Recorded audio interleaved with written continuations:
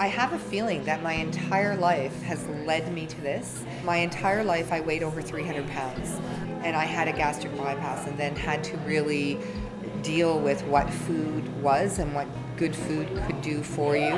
And then all of a sudden I had this opportunity to have this little 2-day-a-week job where I'd never been to a food bank before. And I walked in and went, oh my God. This is a really important place for us. And I really want to thank you for all the food that you guys have cooked and left here for people who might not have enough food to eat. And what you've contributed has been really important to them. As soon as Karen gets anybody in the center, it was, this is what we're up to. And then she and I got chatting and one thing led to another and then I found myself on the board. Everyone has a story and sometimes those stories are sad. When people are hungry, everything is a struggle. Sometimes you can help.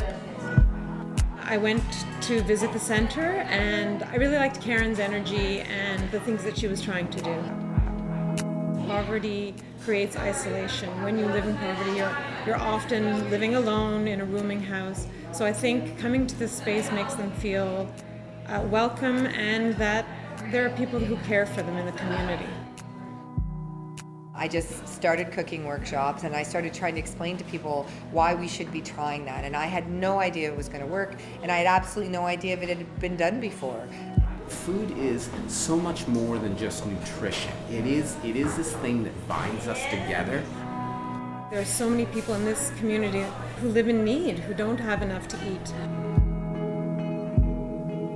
My son and I organized a food drive in our neighborhood. We were overwhelmed by the generosity of the people in our neighborhood. And so we brought that down to the food center, and that was the time when we talked to Karen about possibly volunteering. I wanted to know if it was somewhere that my son, who was 6 at the time, could come with me. I think what makes us really different, for me personally, it comes down to one word. We talk about neighbors. We don't talk about clients. That creates a barrier. Everybody is kind of a part of it. There isn't this division between, staff and volunteers and neighbors that are coming in to use the services. It's just like a big place that everybody comes and people come in and they help them do dishes and then they pick up their food before they go home. And so it's a way that has really been inclusive. There have been times where I've had to go in the office and have a little cry. And one of those times was when we started our collective kitchen. The people with the lowest income, with the least resources, sharing with other people. We work with other organizations to address larger issues of things like poverty and the health issues. And working with our partners, and working with our staff and volunteers and donors, these are the broader issues we want to attack.